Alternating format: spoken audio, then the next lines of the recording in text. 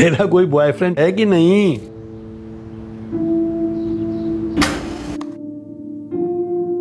अरे जो जो करना था, जब जब करना था, कर तो चुका हूं। कुछ दिन करते करते सालों गुजर गए। गेम मेरे हाथ में।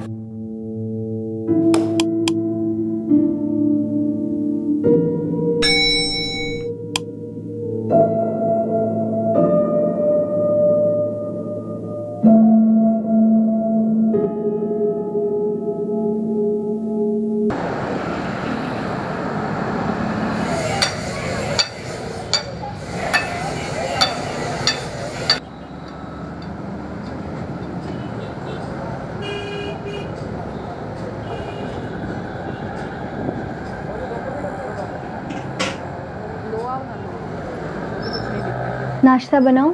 नाश्ता बनाने को बोला मैं तेरे को? चल जा, सुबह सुबह दिमाग खराब मत कर मेरा।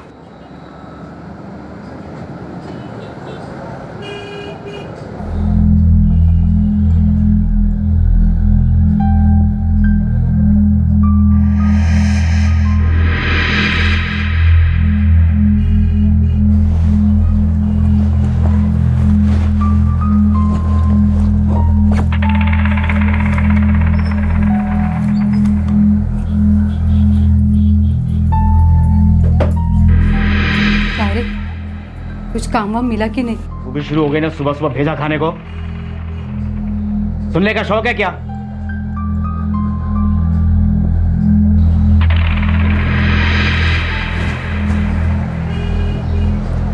तू तो कुछ बोलना ही मत बुड्ढे, वरना सन्न करके दूंगा तेरे को मैं।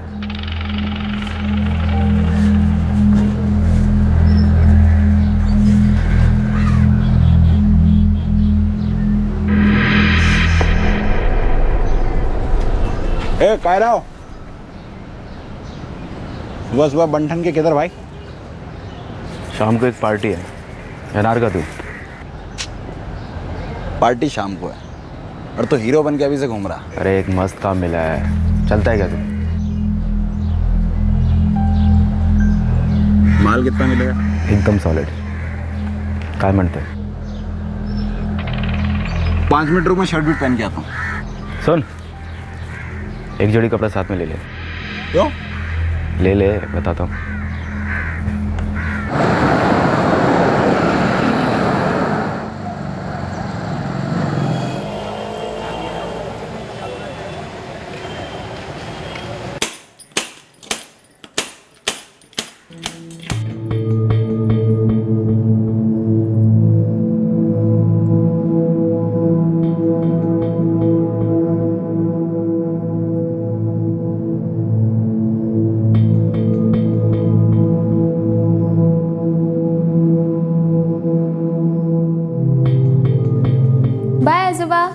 बाय हिमानी बेटा। काही पाहिजे? आते वक्त कुछ लेके आऊं? ना ना बेटा, बस तू वक्त पे आ जाना। हाँ, देर मत करना। जी। यही थी ना मैगजीन जो आपने कही थी? हाँ हाँ, यही नहीं पढ़ी थी। विलास बाबू, नई दवाइयाँ कब कब देनी है ये माहित है ना तुम्हाला? हो हिमानी ताई, सब लिख कर रखा है मैंने। ठीक है, मैं चलती हूँ। बाय आजोबा। ठीक है बेटे।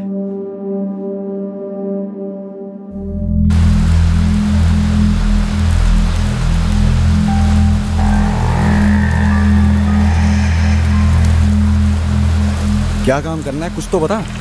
चल चक्कर मार के आते हैं। अरे कहाँ करना है, क्या काम करना है, पता तो चले कुछ। हाँ, आगे तक चक्कर मार के आते हैं।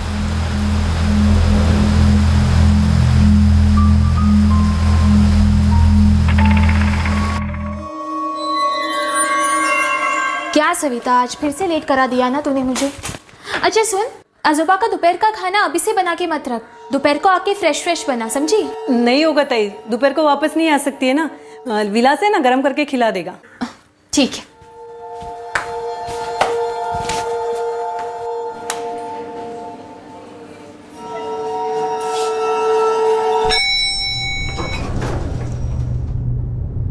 अरे वाह रीमा ताई, बहुत अच्छी लग रही है आज। कुछ स्पेशल है? हाँ, हिमानी आज घर पर पूजा है ना। कौन सी पूजा? ऐसे एक शांति पाठ रखा है।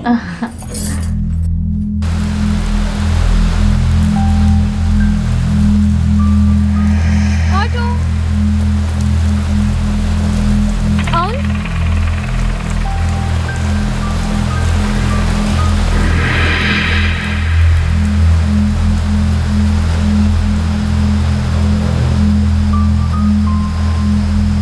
गलती हो रही है अब।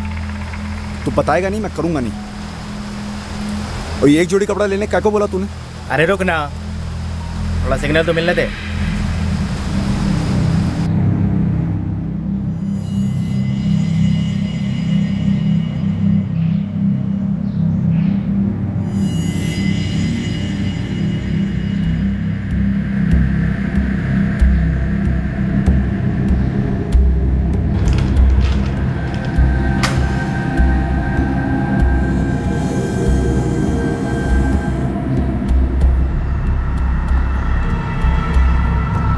चल मिल गया सिग्नल।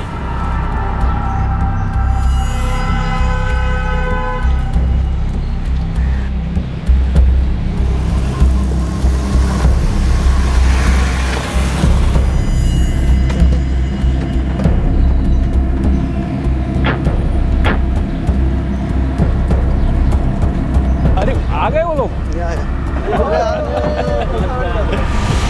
कैसा है वेणु और गिरीश? नमस्कार काका। अरे गोपाल, कैसा है मजेत ना? मस्त मस्त मस्त, नमस्कार नमस्कार, आइए आइए।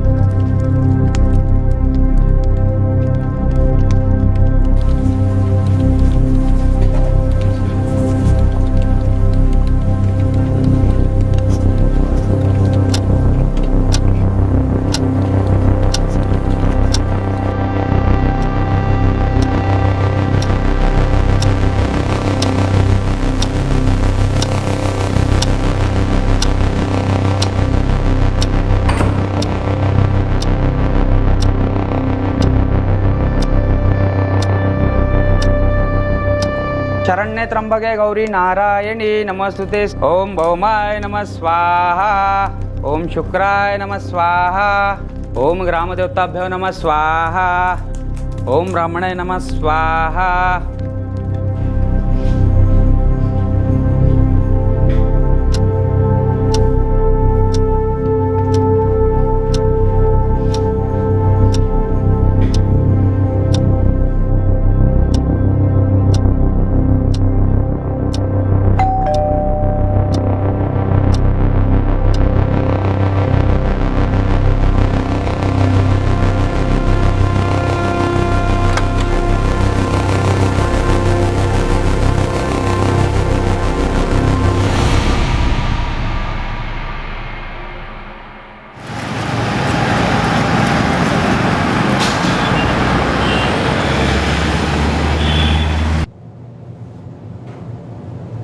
The number you have called is currently switched off.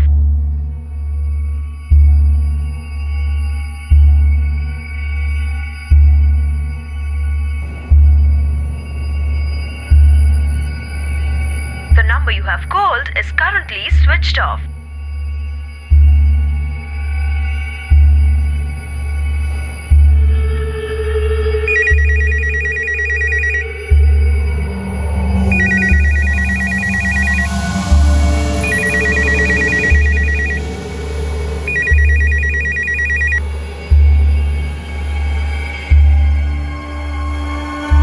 हमने लखानी सेरेमिक्स का बैंक अकाउंट ऑडिट किया है। काफ़ी डिस्क्रिपेंसीज हैं, कई सारी एंट्रीज बैंक अकाउंट में टैली नहीं हो रही है। आप एक बार चेक कर लीजिए।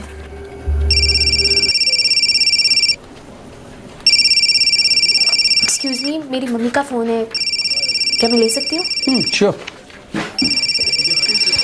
कौन सी एंट्रीज मैच नहीं कर रही? हेलो आई, काय झालं? बाबा का फोन स्विच ऑफ आ रहा है और विलास का भी फोन स्विच ऑफ है, पता नहीं क्या हुआ। तो आई बैटरी डाउन हो गई होगी।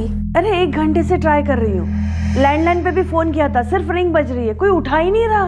तो वॉल्यूम बढ़ाकर टीवी देख रहे होंगे। आई मैं थोड़ी देर में आपको फ़ोन करूँ क्या? मैं एक मीटिंग में हूँ, मैं भी आजोबा को ट्राई करती हूँ, ठीक है?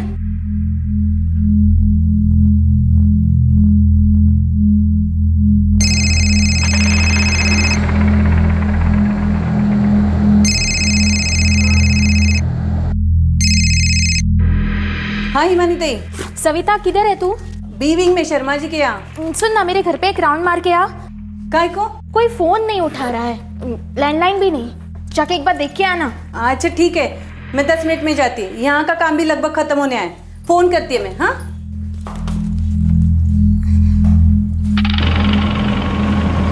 आई, मैं ऑफिस से निकल चुकी हूँ, ऑटो में हूँ। मैंने सविता को भी बोला है जाके चेक करने के लिए। हाँ हिमानी, मैं भी निकल रही हूँ। मुझे कुछ ठीक नहीं लग रहा है। अरे ऐसे कैसे? दोनों का फोन स्विच ऑफ आ रहा है और लैंडलाइन पे भी कोई फोन नहीं उठा रहा है। आई तो टेंशन मत ले, बस आ जा जल्दी से। हाँ निकलती हूँ।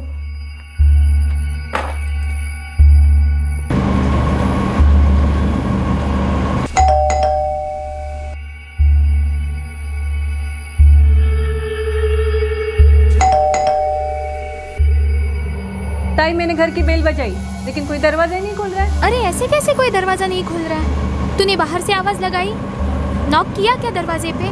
हाँ ताई, 6-7 बार बेल बजाई मैंने। तूने बराबर से देखा क्या? दरवाजा बाहर से बंद है या अंदर से? अंदर से बंद है। ये पुजारी वॉचमैन को भी पूछा मैंने, तो वो बोला कि विलास भी नीचे नहीं आया और साहब भी नीचे नहीं आया। ठीक है, मैं 10 मिनट में पहुंच रही हूँ। भैया जरा जल्दी चलाइए प्लीज।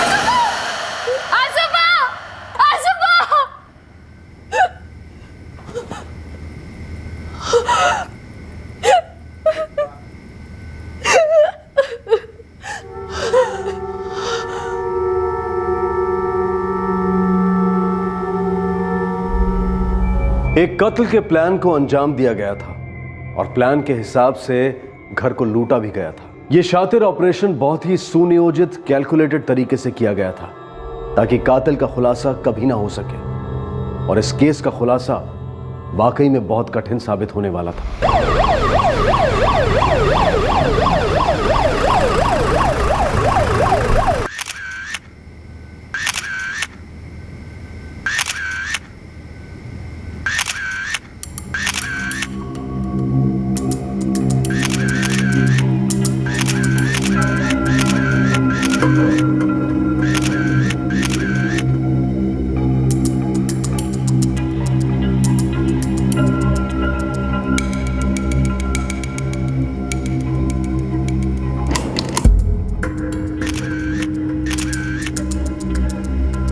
विलास मेरे आजोबा का अटेंडेंट था, उनकी देखभाल करता था। मेघराज जी आपके पिता हैं?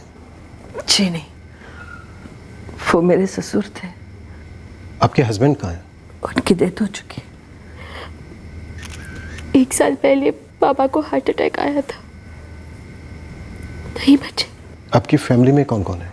मेरे बाबा के बड़े भाई मयंक कुलकर्णी पनवेल में रहते हैं, वो यहाँ के लिए निकल चुके। आप में से कोई बता सकता है कि लॉकर में क्या क्या था? जी कुछ खास नहीं, बस कुछ पेपर्स और 20 से 1,000 कैश। ज्वेलरी वगैरह? जी नहीं, वो आजोबा बैंक के लॉकर में रखते थे। आपके दादाजी का और विलास का मोबाइल फ़ोन हमें नहीं मिला है। पता नहीं, आजोबा अपना मोबाइल फ़ोन अपने पास ही रखते थे। मैं और आई कब से उन्हें फ़ोन करने की कोशिश कर रहे थे, लेकिन फ़ोन स्विच ऑफ आ रहा था। लैंडलाइन भी कोई नहीं उठा रहा था। सर, दरवाजे पे तोड़कर आने की कोई भी निशानी नहीं है। No forced entry. अच्छा, आपके घर की चाबी किस किस के पास रहती है? 2 सेट से, एक मेरे पास रहती है और एक सेट घर में। विलास कभी कुछ बाहर लेने गया तो यूज करता था।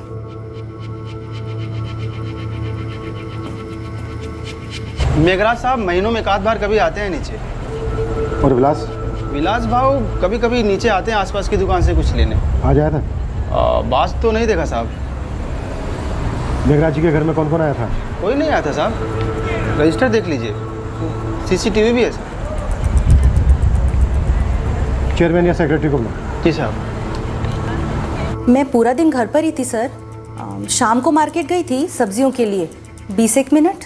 अर्चना जी, जब आप पूरा दिन घर पर ही थी तब भी आपने कुछ नहीं सुना? कुछ नहीं सुना सर। वैसे भी वो ऊपर नार्वेकर फैमिली की यहाँ पूजा थी तो श्लोक चल रहे थे जोर जोर से। ये नार्वेकर कौन से फ्लैट में रहते हैं? 503 5वें माले में।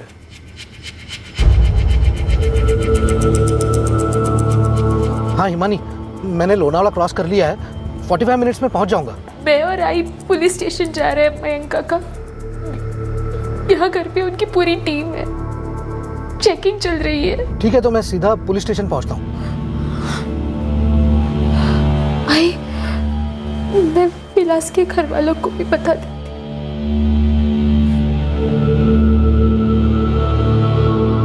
हाँ ताई, प्रमिला बोलते। प्रमिला, हमारे घर में अटैक हुआ है। आजोबा और विलास। क्या हुआ उन्हें? दोनों को मार डाला। विलास नहीं रहा।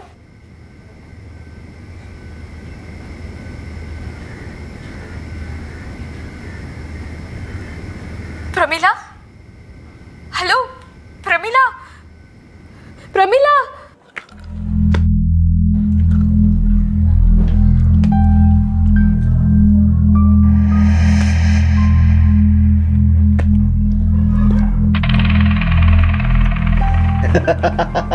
अरे गेम मेरे हाथ में।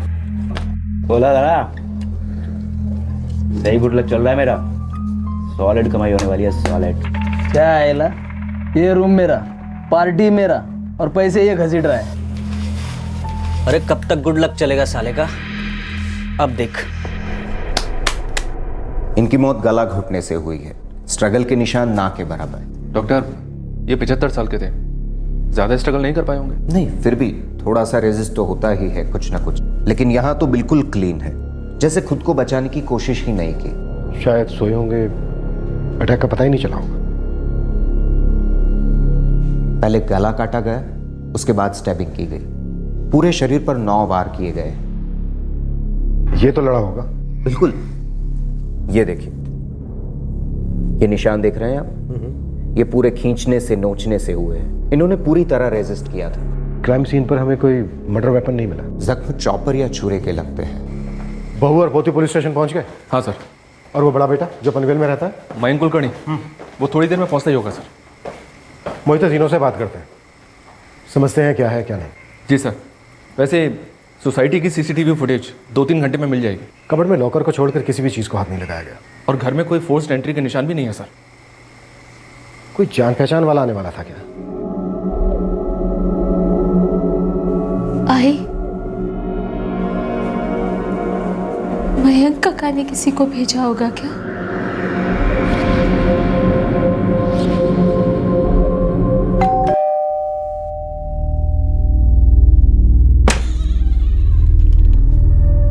नमस्ते सर। नमस्ते।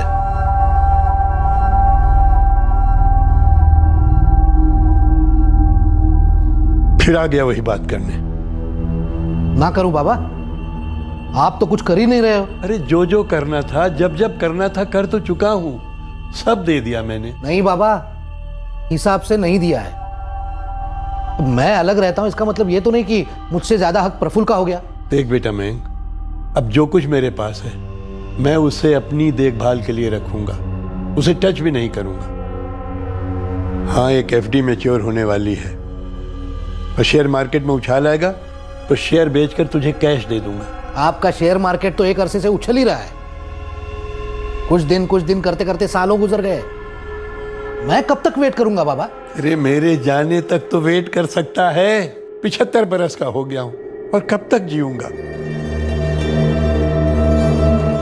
ऑफिसर ने कहा कोई जबरदस्ती घर में नहीं घुसा है, तो फिर और कौन हो सकता है? कोई आने वाला था दोपहर में? नहीं सर, मतलब किसी ने ऐसे फोन वोन करके नहीं कहा था कि मिलने आएंगे। तुम्हारे दादाजी के मेल अटेंडेंट विलास के अलावा उस घर में और कौन काम करता है? सविता है भाई, वो खाना बनाती है, और उसके अलावा एक और आती है घर का काम करने के लिए, निर्मला नाम है उसका। दोनों की टाइमिंग्स? सविता 7:30 के आसपास आती है सुबह और 9 बजे तक अपना काम खत्म कर देती है। उसके बाद निर्मला आती है। मुझे सविता और निर्मला दोनों के नंबर चाहिए। आप यहाँ नहीं रहती? जी नहीं, मैं डेक्कन रोड पे रहती हूँ। पर आपकी बेटी यहीं रहती थी मेघराज जी के साथ? सर, जैसे कि मैंने कहा, मेरे पापा प्रफुल्ल कुलकर्णी पिछले साल अचानक चल बसे। वही आजोबा का ख्याल रखते थे, इसलिए पापा के जाने के बाद मैं वहाँ रहने लगी आजोबा की देखभाल करने के लिए। पिछले साल तक, जब तक तुम्हारे फादर जिंदा थे, वो मेघराज जी के साथ ही रहते थे? हाँ, हफ्ते में 5 दिन तो रहते थे और 2 दिन हमारे घर, हमारे डेक्कन रोड वाले घर। तुम्हारे दादाजी बुजुर्ग थे, अकेले थे, तो वो आप लोगों के साथ डेक्कन रोड वाले घर में क्यों नहीं रहते थे? सर, उन्हें अपने घर में रहना अच्छा लगता था। आजोबा और आजी पहले सोलापुर में रहते थे। 3 साल पहले आजी की डेथ हो गई, तो आजोबा ने सोलापुर का बंगलो बेचकर यहाँ पुणे में घर ले लिया। हम तो पहले से यहाँ थे, डेक्कन रोड पे हमारे घर में। तुम्हारे फादर के बड़े भाई, तुम्हारे काका मयंक कुलकर्णी पनवेल में रहते हैं? जी सर। कहाँ है मेरे बाबा? उनकी बॉडी कहाँ है? पोस्टमार्टम में। आप मयंक कुलकर्णी? कुछ बताएंगे भी ये सब कैसे हुआ? मुझे मेरे बाबा को देखना है। एक डबल मर्डर केस। कुछ जाहिर संदिग्ध थे, उनके जाहिर मकसद थे, लेकिन संदिग्ध और मकसद को जोड़ने वाली सड़क पर अतीत के कदमों को ट्रैक करना होता है, जो आखिरकार जुर्म और मुजरिम दोनों पर रोशनी डालते हैं। किसी भी तहकीकात में कभी कभी मकसद गुमराह करते हैं, फिर वो भले कितने ही ऑब्वियस क्यों न नजर आ रहे हों।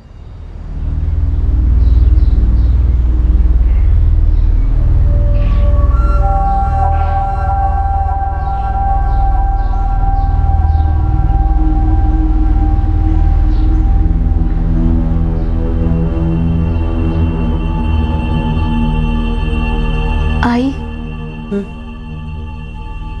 मयंक काका के बारे में बता दूं ऑफिसर को? हाँ, बता दे। सर, बिल्डिंग की लॉबी में जो सीसीटीवी कैमरा है, पूरी सोसाइटी में बस वही एक कैमरा है। कल सुबह से देर शाम की फुटेज है सर।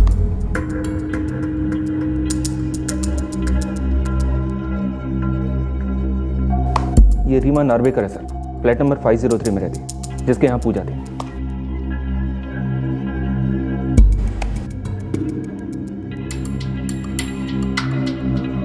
और ये सविता आश्रिता, कुलकर्णी के घर में खाना बनाने वाली, वॉचमैन ने बताया सर।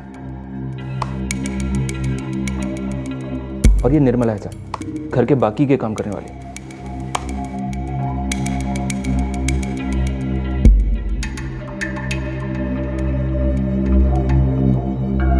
सर, उस दिन ये सारा ग्रुप पूजा के लिए आया था, नार्वेकर फैमिली के यहाँ, फ्लैट नंबर 503 में, मेघराज कुलकर्णी के फ्लैट के 1 फ्लोर ऊपर।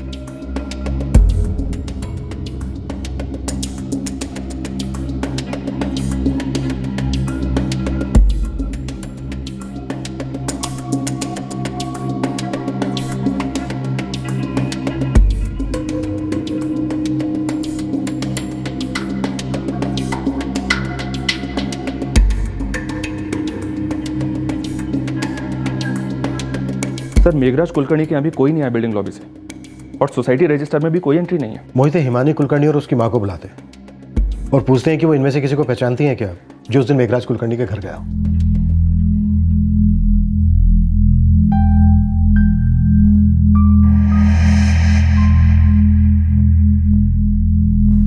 सर हम इनमें से किसी को नहीं पहचानते। ये वो सारे लोग हैं जो उस दिन आपकी बिल्डिंग में आए थे। लेकिन हम इनमें से किसी को नहीं जानते, सिर्फ रीमा को जानते हैं क्योंकि वो हमारे ऊपर वाले फ्लैट में रहती है, और कुछ बिल्डिंग में रहने वाले लोग। और सविता और निर्मला। सविता और निर्मला, ये दोनों शामिल हो सकती हैं क्या?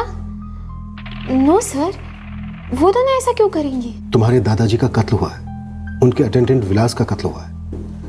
या विलास सिर्फ इसलिए मारा गया क्योंकि वो वहां पर मौजूद था, या वो विलास को मारने आए होंगे और तुम्हारे दादाजी भी मारे गए। Collateral killing.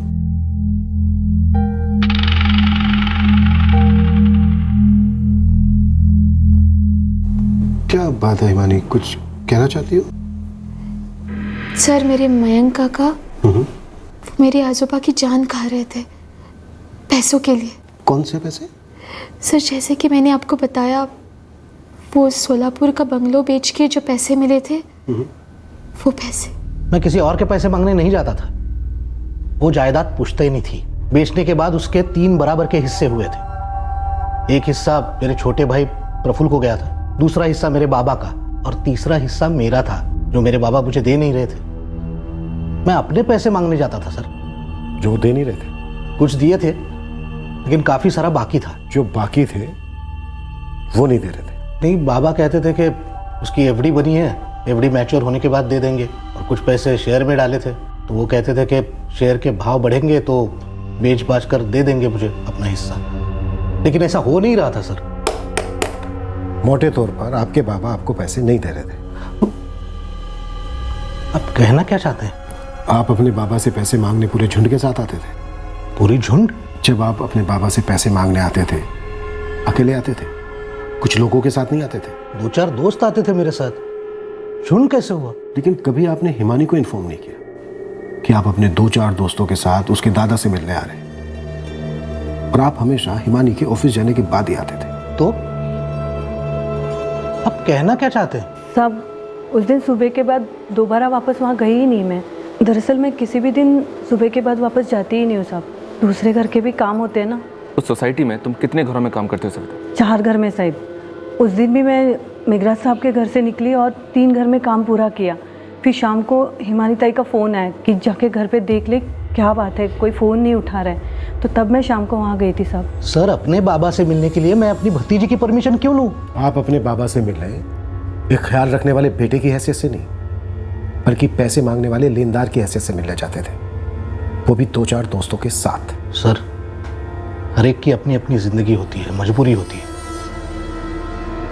मेरा छोटा भाई प्रफुल्ल, ये हिमानी का बाबा, वो यहीं पुणे में रहता था, इसलिए वो बाबा का हालचाल पूछने, उनकी मदद करने जा पाता था। अब मैं दूर रहता हूँ, इसमें मेरी गलती है क्या?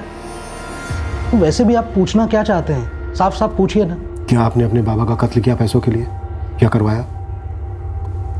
उनके अटेंडेंट विलास का भी?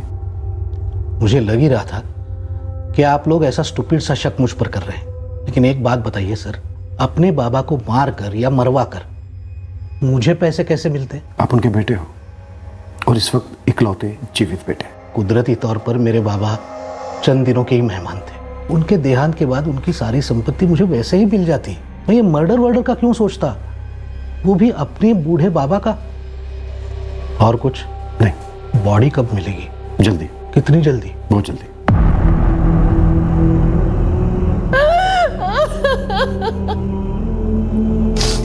किसने मारा मेरे पति को? कौन थे वो लोग? संगाना मैडम। अभी तो कुछ पता नहीं चल पाया प्रमिला।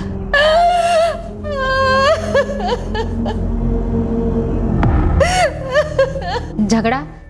कैसा झगड़ा साहब? बूढ़े मालिक मेघराज के साथ या उसके सहायक विलास के साथ? साहब किसी से भी पूछो, मैंने हमेशा काम से काम रखा है, कभी किसी के साथ कोई झगड़ा नहीं हुआ है। उन दोनों को किसने मारा निर्मला?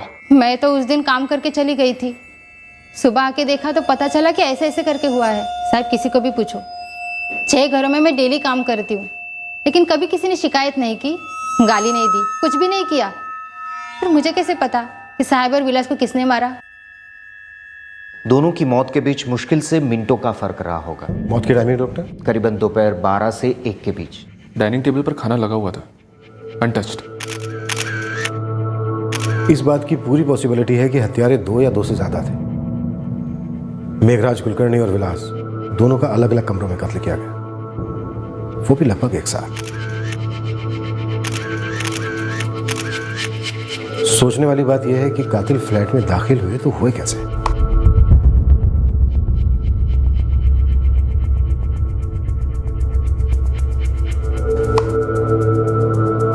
11:30 बजे से लेकर 2 बजे के बीच कोई बिल्डिंग में एंटर ही नहीं हुआ, सिवाय कुछ बिल्डिंग रेजिडेंट्स के। शायद हत्यारे पहले से आए होंगे सर, काफी पहले से।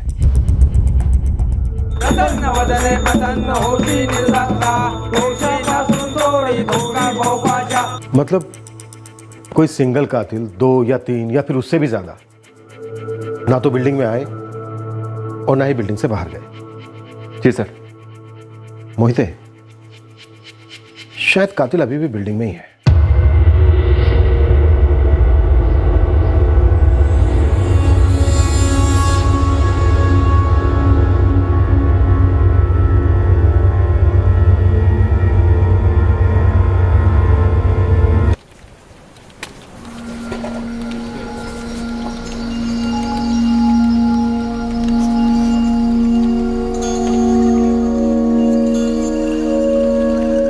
अरे मानी, तेरा कोई बॉयफ्रेंड शॉयफ्रेंड है कि नहीं?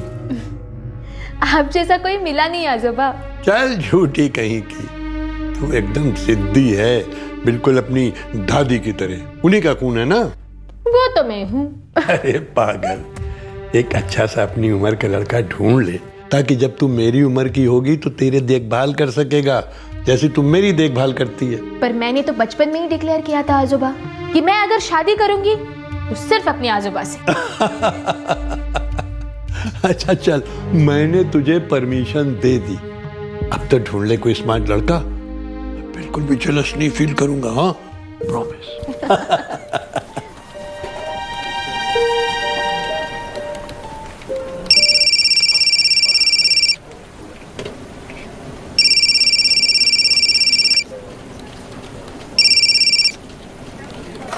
हेलो। तुम्हारे दादाजी और ऊपर के फ्लैट में जो नार्वेकर फैमिली रहती है, उनके बीच कोई अनबन, किसी तरह का कोई झगड़ा था? नार्वेकर फैमिली? उस दिन जिनके घर में पूजा थी, जिस दिन मर्डर हुए। सर, हर 3 महीने में एक बार हमारे घर कोई ना कोई पूजा होती है। एग्जैक्टली आप जानना क्या चाहते हैं? एग्जैक्टली काफी कुछ जानना है हमें, इसलिए फोन पर बात करने के बजाय आप हमारे क्राइम ब्रांच ऑफिस आ जाइए। सर, मैं सब समझ रहा हूँ, लेकिन एक बात कह देता हूँ, मेघराज कुलकर्णी और विलास के मर्डर केस में मेरा या मेरी फैमिली का दूर दूर तक कोई कनेक्शन नहीं। हम भी तो नहीं कह रहे हैं कि कोई कनेक्शन है, हम तो बस आपसे चंद सवाल पूछना चाहते हैं ताकि हमारी गलतफहमी दूर हो जाए, इसलिए आ जाइए।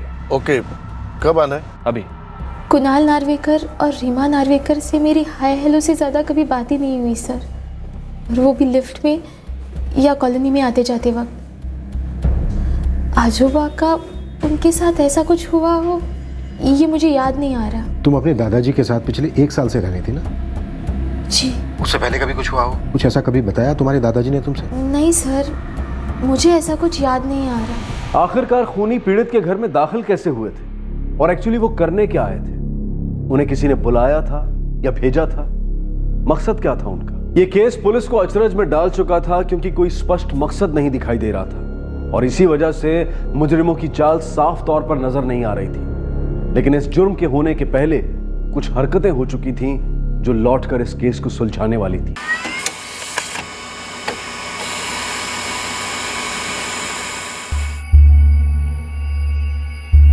प्रमिला, आपको आपके पति का शव जल्दी मिल जाएगा। मॅडम, कोणी मारले माझा नवऱ्याला?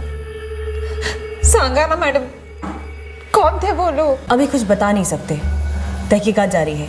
अभी ये पता नहीं चल पा रहा है कि इस कांड में असली निशाना आपके पति थे या उनके सेठ। आप बताइए प्रमिला, आपके पति को कौन मारना चाहता था? मुझे इस वक्त कुछ याद नहीं आ रहा है।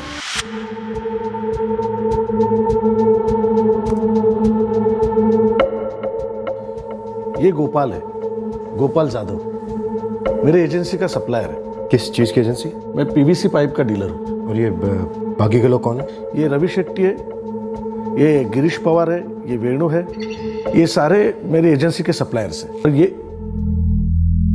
और ये दोनों कौन है समझ में नहीं आ रहा है। ये दो की तो सिर्फ पिक दिख रही है।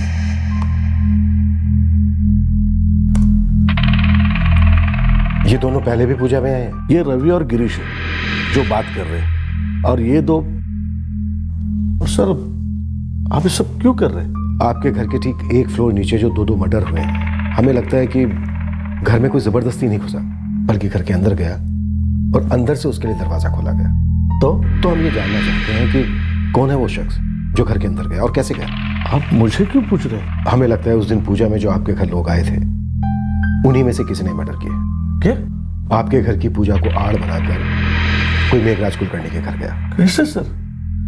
उस घर में कत्ल करने वाला मेरे घर आया ही कैसे? और उन्हें पता कैसे चला कि मेरे घर पूजा है? उस दिन पूजा में जो लोग आए थे वो आपको याद है कौन कौन आए थे? जी नहीं, एकदम सबको याद नहीं कर पाऊंगा, मेरी पत्नी से पूछना पड़ेगा। आप अपनी पत्नी से बात कीजिए और एक लिस्ट बनाइए कि आपके घर उस दिन पूजा में कौन कौन आए थे, और खास करके वो जो मेघराज कुलकर्णी की फैमिली को भी जानता हो।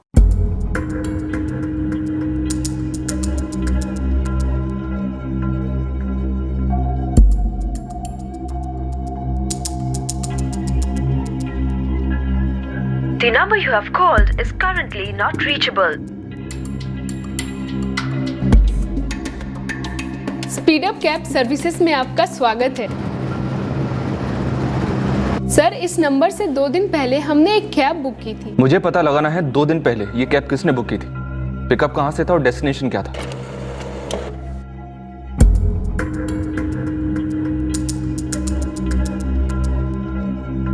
सर, मेघराज कुलकर्णी के नंबर से कैब बुक की गई थी।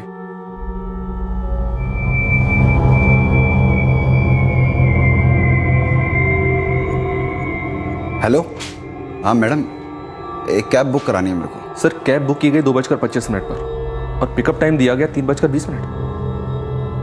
55 मिनट का कैब। इस कैब ड्राइवर महेश राज ने अपने मोबाइल नंबर 44456789 से मेघराज कुलकर्णी के फोन पर 3 बार कॉल किया सर। एक 2:45 पर, दूसरा 2:55 और तीसरा 3:05। और बुकिंग करने वाला था निखिल चौहान। जी हाँ सर। सर, हो सकता है ये निखिल चौहान और शायद उसके साथीदार 3:20 तक वही इंतजार करते फ्लैट में। 3:20 तक नहीं, 3:15 तक, क्योंकि पूजा खत्म होने के बाद 3:15 बजे नार्वेकर के घर से लोग बाहर आए। निखिल चौहान और उसका साथीदार पूजा खत्म होने का इंतजार कर रहे थे। वो भीड़ में शामिल हुए ताकि सीसीटीवी कैमरा में अलग से ना दिखे। इस वक्त हमारे पास एक ठोस लीड है, निखिल चौहान। और कैब ड्राइवर महेश राज? एक बात तो पक्की है मोहित, उस दिन मेघराज कुलकर्णी के घर पर कम से कम एक कत्ल करने की प्लानिंग तो की गई थी। और टारगेट था मेघराज कुलकर्णी का अटेंडेंट विलास भोसले, या फिर खुद मेघराज कुलकर्णी। सिवाय लॉकर के घर में किसी भी चीज को नहीं छुआ गया, किसी भी चीज को डिस्टर्ब नहीं किया गया। लॉकर वाली कबर्ड में भी कुछ और नहीं ढूंढा गया, उसका सिर्फ लॉकर लूटा गया। शायद हत्यारे पूरे घर से अच्छी तरह से वाकिफ थे सर। वैसे कॉम्बिनेशन तो और सारे हो सकते हैं इस केस के, पर मुझे लगता है कि असली टारगेट मेघराज कुलकर्णी था और लॉकर को लूटना महज एक दिखावा है सर। असली मकसद तो कत्ल करना था। अपोजिट भी उतना ही मुमकिन है मोहित। हो सकता है असली टारगेट विलास भोसले था। मेघराज कुलकर्णी सिर्फ इसलिए मारा गया क्योंकि उस वक्त वो वहां पर मौजूद था, और लॉकर गुमराह करने के लिए लूटा गया। सर, इस केस की एक और थ्योरी हो सकती है। ये विलास भोसले उस एक या दोनों के साथ मिलकर मेघराज कुलकर्णी को मारकर घर लूटना चाहता था। उसने उन दोनों को अंदर लिया, उन लोगों ने मेघराज को मारा, और लूट के दौरान कुछ ऐसा हुआ होगा कि उन लोगों ने विलास को भी मार दिया। मोहित, लॉकर में सिर्फ 20,000 रुपए थे। अब इतनी छोटी सी रकम के लिए इतनी बड़ी प्लानिंग, 2 मर्डर।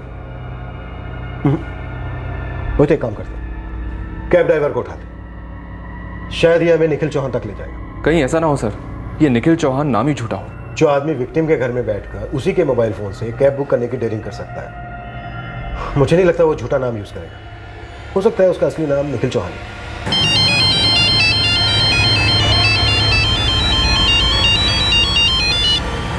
हेलो, हाँ जी, मैं महेश राज बोल रहा हूँ। आप कौन?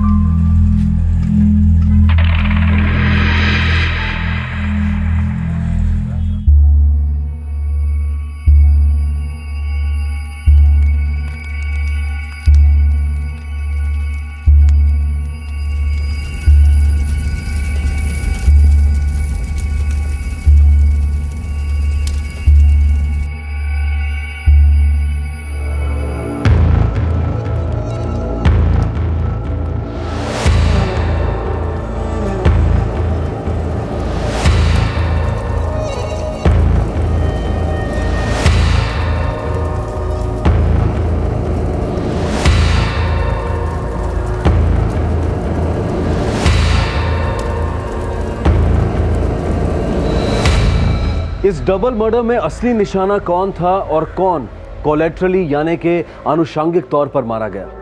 एक थे 75 वर्षीय सीनियर सिटीजन और दूसरा था उनकी देखभाल के लिए रखा गया अटेंडेंट। अब तक पुलिस के पास ना तो कोई संदिग्ध था और ना ही कोई मकसद, लेकिन अब पुलिस के सामने एक सस्पेक्ट का नाम था, निखिल चौहान, और शायद उसे और उसके साथीदार को ड्रॉप करने वाला कैब ड्राइवर महेश राज। सिर्फ 20,000 रुपए लूटे गए थे।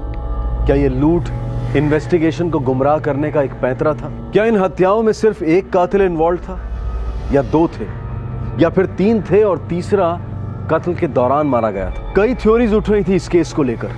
तहकीकात किसी भी दिशा में जा सकती थी। कल रात हम पता करेंगे सीआईडी के एपिसोड के बाद कि इस पेचीदा डबल मर्डर केस की इन्वेस्टिगेशन किस दिशा में गई। कल देखेंगे कि किस तरह इस केस में किसी ने किसी को सबक सिखाने का प्रयास किया और बदले में एक बहुत बड़ा सबक सीख लिया।